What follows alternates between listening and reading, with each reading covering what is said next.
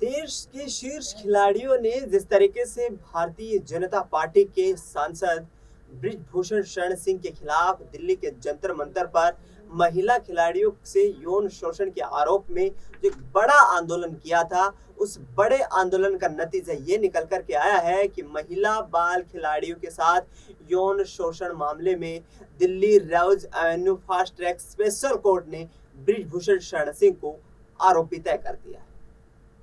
बृजभूषण शरण सिंह एक ऐसी शख्सियत है जो भारतीय जनता पार्टी के लिए उत्तर प्रदेश की राजनीति में एक अहम स्थान रखते हैं।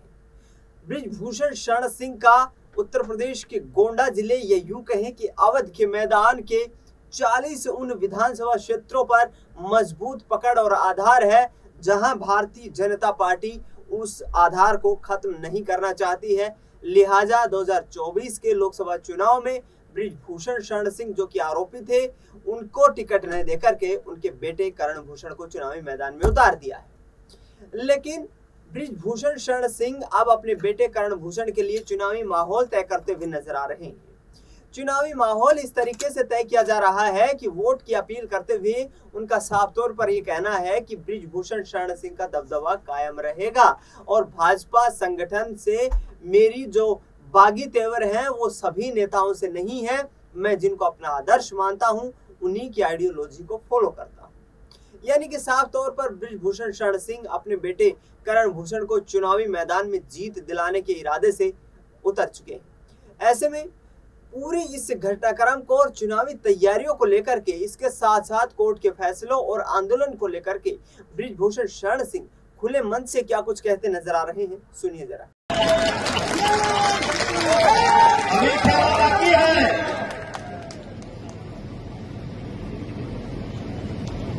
और हमारी जगह पर हमारे पुत्र करण भूषण सिंह को टिकट मिला है और मैं समझता हूं बहुत आसानी से आप लोगों ने करण भूषण सिंह को स्वीकार कर लिया, बहुत आसानी से।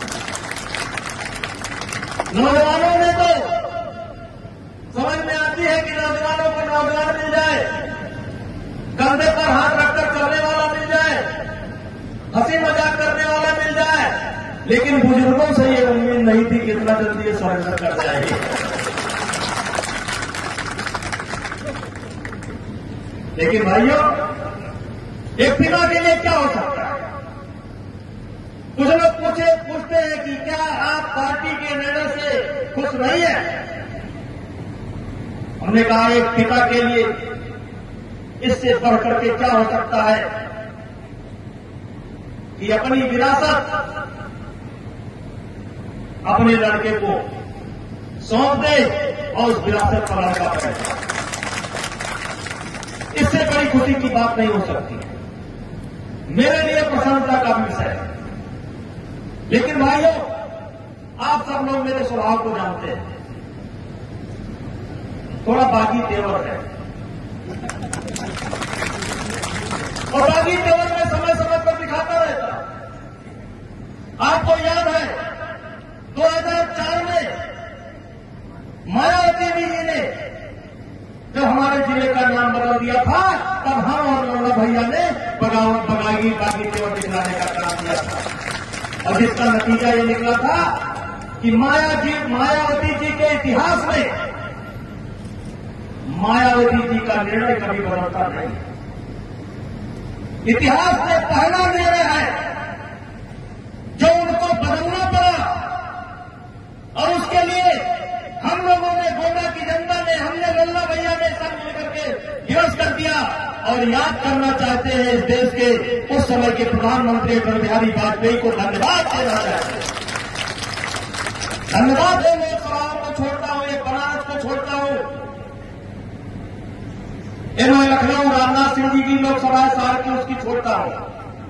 उसके अलावा जितना वोट का अंतर दाबगंज में रहने वाला है, जितना वोट का अंतर करनालगंज में रहने वाला है, जितना वोट का अंतर कटरा में रहने वाला है, इतना अंतर प्रदेश की किसी भी विधानसभा में नहीं होगा।